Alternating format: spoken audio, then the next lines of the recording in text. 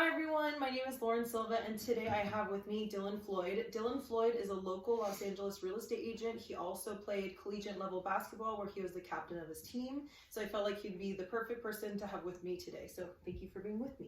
Thank you for having me. To jump right into it, I know that you previously read The 7 Habits, so this kind of worked out perfectly, but I know you said that the first habit and also the win-win principle is really important to you. So the first one is be proactive and win-win. So how would you say you try to incorporate those into your everyday life?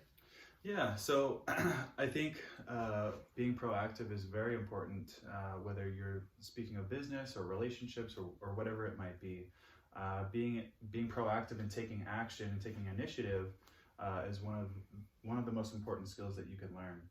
And as far as win-win, for me personally, as a real estate agent, it's very important for me to have a win-win mentality, whether I'm working with clients, vendors, people in the community, my relationships. It's very much so a relationship business. So being able to provide value for others, that's really my job. And so in favor of providing value for others, I hope to receive value for myself. So yeah, those are both two very important of the habits. Great. Okay, so then also I know that we had talked about sharpening the saw, which is the 7th habit. So what can you tell us about that aspect of your life?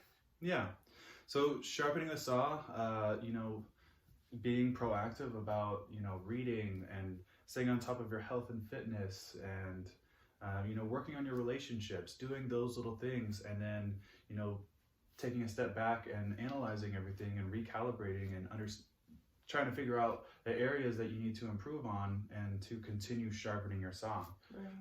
So just being proactive about, doing the things that are going to help better your life. Great, yeah. So then I also had to write some different papers this quarter, so I'm just going to ask you a couple of questions based on those. How have you dealt with success and failure in your life, and what advice would you give to people that are struggling? Yeah, so we deal with all different types of successes and failures, and they could be on all sorts of different skills. But I guess the advice that I would give is whenever you are failing, failure should be considered a good thing.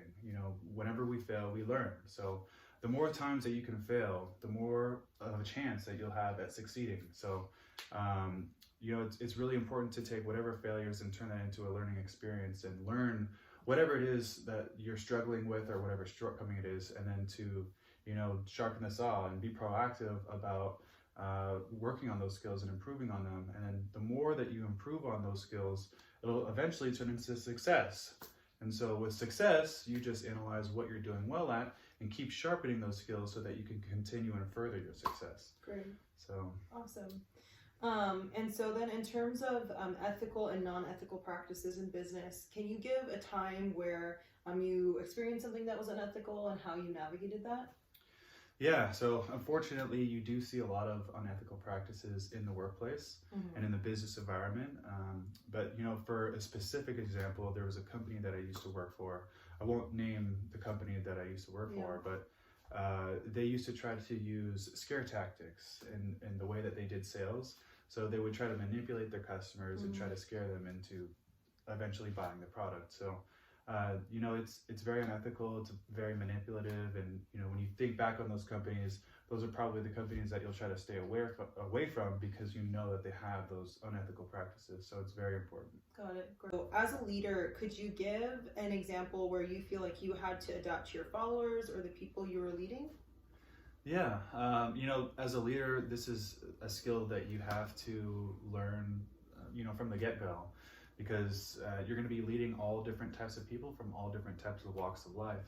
So, for example, me as a collegiate level captain of our basketball team, it's my job to try to motivate those people and those players. And every player has a different way that they get motivated. And there could be one player where all you have to do is just say something to them, one word. But yet on the contrary, you have someone that you need to get them hyped up and start yelling and doing different things like that. So but that really comes from listening to them and understanding what type of person that they are, and tailoring your leadership skills for those specific people. So great. Great, so that was my last question, but I just want to say thank you so much for being here. I really appreciate your time, and we also got COVID tests previous to this, so I'm just happy you could be here, so thank you so much. Thank you so much. So as we can see after interviewing Dylan, he really uses the 7 habits to propel his business life. We can really see that being proactive, habit number 1, was really important to him. That really seemed like it was the fuel behind all of the rest of the habits and really how to sustain those things. We could really see too that in terms of the win-win perspective, that was something that was really important to him, and I found it really to be interesting how that worked directly with his business and really being able to help his client basis. And so yeah, I think it was really great seeing his professionalism and seeing the things that he cares about and kind of how he adopts the habits into his life. And overall, I had a great time, and I appreciate him taking the interview. Until next time, you guys, thanks so much. I hope everybody enjoyed the 7 habits, and have a great rest of your day.